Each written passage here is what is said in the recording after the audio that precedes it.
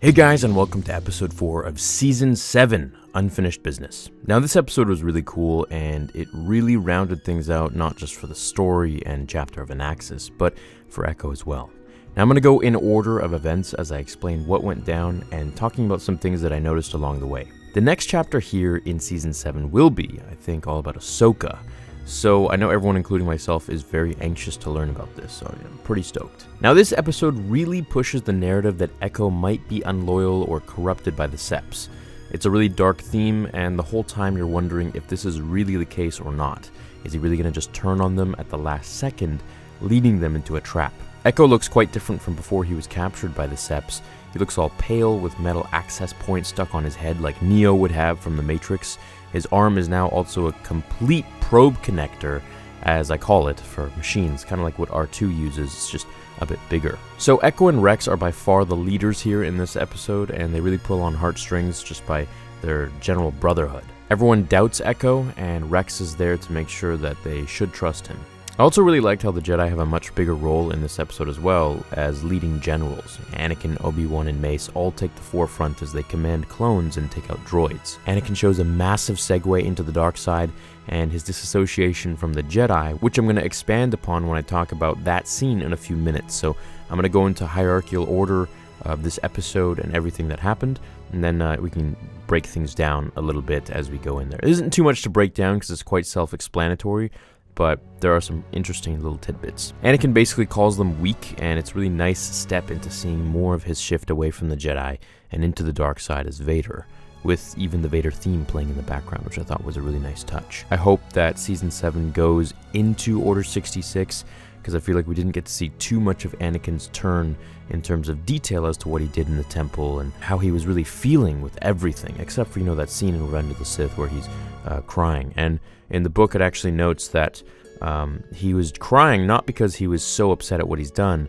but because of the vast, stark contrast between his dream to be a Jedi as a little boy and who he has become today. Anyways, before I digress on further things, let's now summarize this episode and get on to the events. Mace Windu says if Admiral Trench can't anticipate our moves, then maybe we can start to win. Now that, of course, Echo is not being used, by the Separatists. Echo walks in and says, I can improve your chances in taking back Anaxis. He walks up to the computer, sticks in his droid arm thing, where he says the Bad Batch will escort him into Trench's new comm vault, which is now located on the Separatist dreadnought above Anaxis. He's been convincing the Sep army to work with the intel that he has as a clone of the Republic, but this time he's going to bring about a victory for the Republic rather than a defeat. Tech readies things when he admits that he's worried of how they'll land that ship, where Rex tells him, hey, don't worry, Echo will show us how. And Tech tells him that he's really not confident Echo is in the right headspace. He doesn't know if he can trust him, and that the mission might be compromised. And this is really the first instance that we see in this episode where, the other clones don't trust Echo at all. And fair enough, he's been used and brainwashed for however long now, so it's only natural. Echo sends a signal to the command ship, cloaking themselves to make it look like they're just another one of the Sep ships landing. As the battle droids confirm it's one of their ships, they allow them to land. Trench tells his droid to contact Skeko as he wants to use the algorithm to see the best possible counterattack. Trench's droid tells him that the generator, which is really just what Echo coded for him to think is the generator, says to mobilize all troops on Anaxis to the assembly complex. The Republic will not send reinforcements, they'll put all their faith in the Jedi. The order is given by Trench, and Echo tells the team that this was his message and his plan. They don't trust him, but Rex and Anakin push to have faith in him. Echo tells them that he's moving all the droids there, even though the Jedi and clones will be vastly outnumbered. He'll then proceed to shut them all down. This fight scene is pretty awesome. It's pure Clone Wars battle time, with jet troopers, Master Windu, Kenobi, and the 212th Attack Battalion. All the droids enter the assembly complex, where Echo sends an energy surge through the computer and fries the droids. Trench then plans to blow up the entire complex, which would destroy most of Anaxis, while Echo tries to stop it, and Anakin runs to get to Trench just in case Echo fails. Now this is where it gets pretty cool and interesting. Mace goes to disarm the bomb, and Kenobi gets the clones to evacuate.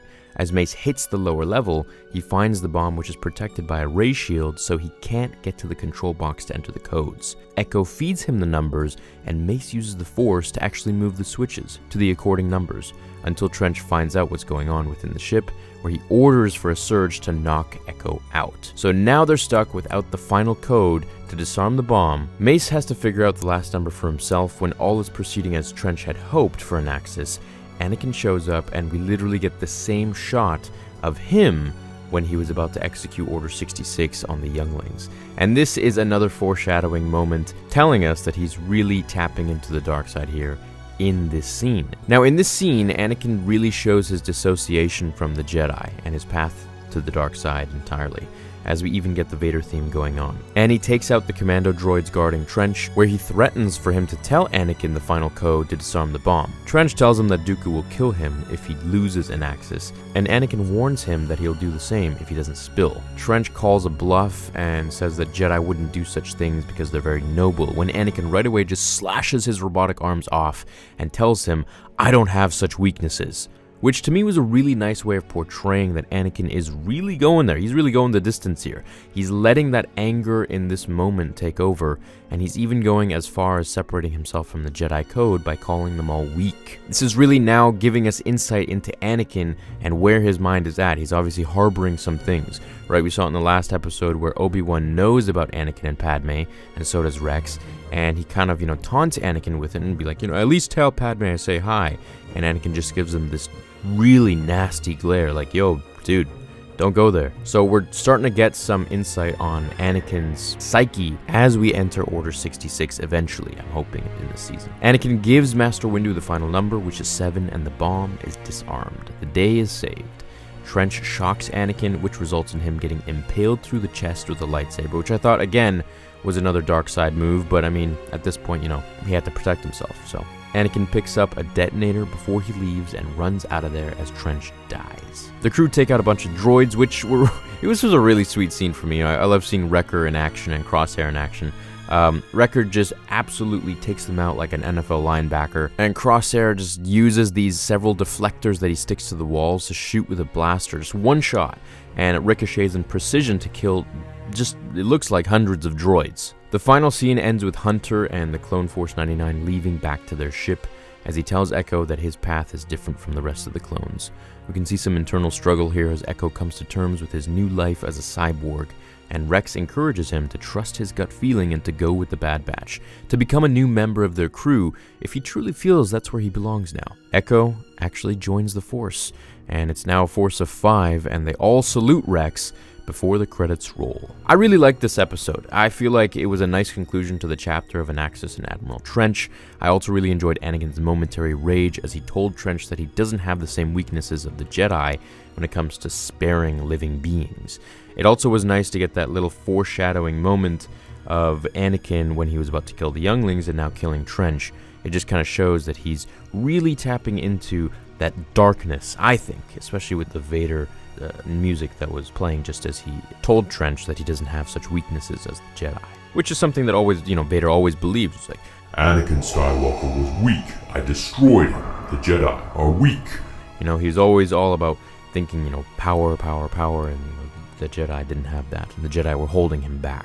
At least that's my interpretation of it. Something else I'd like to point out in this episode that I really liked was we got Mace Windu actually offering civility to the droids, saying that they could be programmed for something much more worthy, which I thought was pretty cool because Mace normally just kind of, goes in there swinging sometimes, but he really got to show some of his intellectual side as well as his, a bit of comedy. It's like, hey, give up. But, of course, droids aren't autonomous like that. They can't really think for themselves all that much. They have their duty and they have their programming to, just wipe out the Republic and the clones and the Jedi. So, and on a side note, if you want to know more about Mace Windu and his powers and his tactics and everything like that, you should check out the book Shatterpoint. It's older and it's legends, of course, now, but it really dives into a lot of the stuff that is Mace Windu, including his power of Shatterpoint and the pod and so on and so forth, how Palpatine even thought of the pod too. So it's a nice book that really focuses on Mace.